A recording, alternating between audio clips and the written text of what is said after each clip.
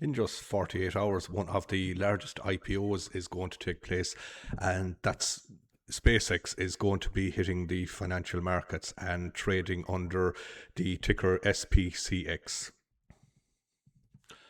So I have an article here from euronews.com, and full credit to the author.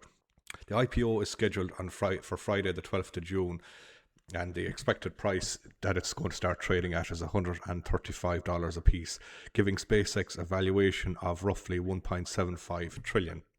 Historically, many high-profile US IPOs have been difficult or impossible for European retail investors to access at the IPO price.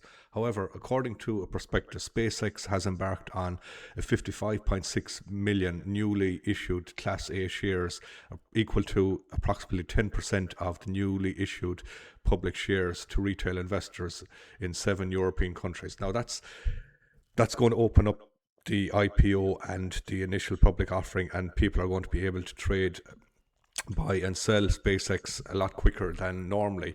In the UK, for example, Merrick Financial is operating a public offer platform through which 8 retail platforms, including AJ Bell, CMC Markets, eToro, Fairtrade, Interactive Brokers and Interactive Investor, can submit prospective investor orders. So eToro is one of the platforms that I use. According to certain brokerages, the level of interest among European retail investors is striking.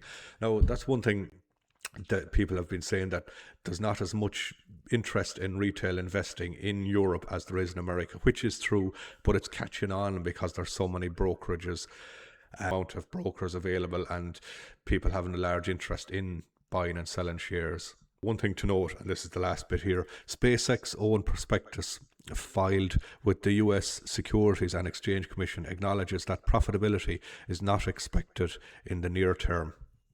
That's one line to note there, is very important. So if you like this video, please hit like and subscribe to Invest with Declan. I bought this on Temu. It's kind of cool, isn't it? My own little YouTube plaque.